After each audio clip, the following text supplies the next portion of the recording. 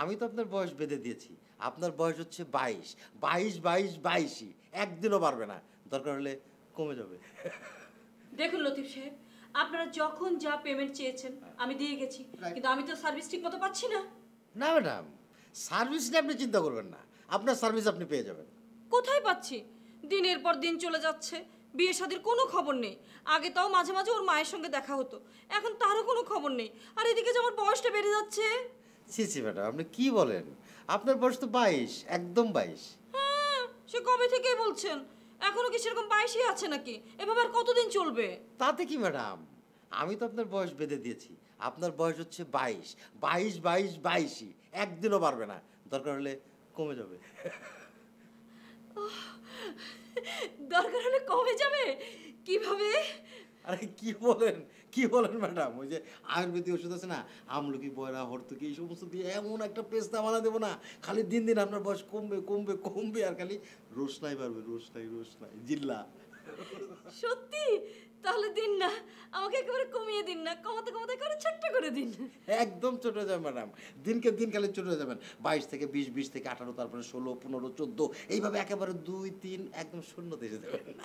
লতিফ সাহেব, অনেক বেশি ছোট হয়ে গেলে টিয়ার সাথে কি মানাবে? টিয়াকে পাবো কিভাবে?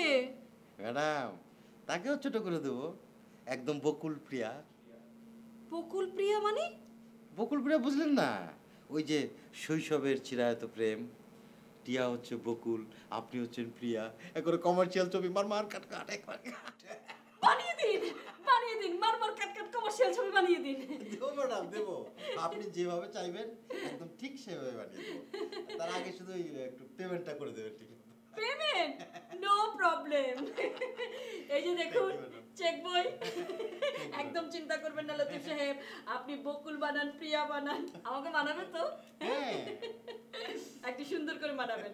আমার টিয়া হবে জানি কি বকুল, আর আমি হব প্রিয়া।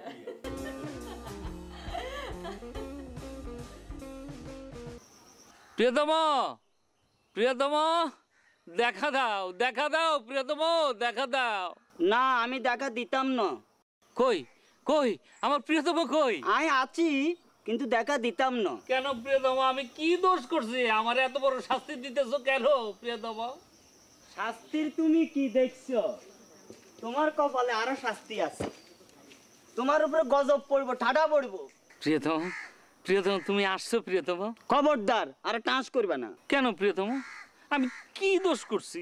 তোমার মতো অসভ্য মানুষ আরে দললে আর গিন লাগে। আরে আমার দোষটা কি বলবো তো? তোমার দোষ কি তুমি জানো না? তুমি আমার ইয়াস দোস্তের সামনে আমার লগে ইস্ক বিষ করতে চাও, বেড়াই গোড়াই ধরতে চাও।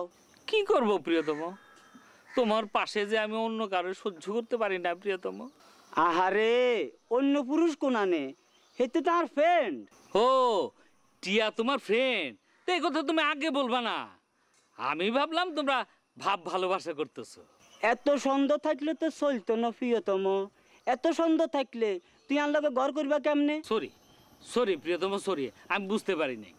শুনো, একটা কথা শুনো, এখন তাকে আমি বাইরে কার লগে কি করি না করি বুঝছো, তুমি এটা লই মোটো মাথা কামাইবা না। ঠিক, আমি মাথা কামাবো না। তুমি দেখবা শুধু তোমার লগে আমার বাপ ভালোবাসাটা ঠিক আছে কিনা।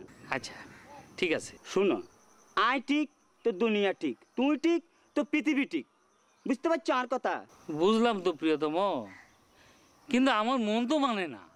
শুনো, মানাইতে হইব, মনেরে কন্ট্রোল করতে হইব, মনেরে কন্ট্রোল করতে না পারলে তো বিপদে পড়ে যাইবা। ও আচ্ছা ঠিক আছে, সময় মতো যা করার করবো না। আসো এখন একটু প্রেম ভালোবাসা করি। আরে প্রেম ভালোবাসা করতে তো আমার ইচ্ছা করে, ভালো লাগে বুঝছেন।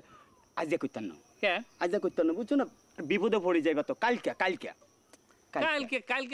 হইলে কালে খাইব।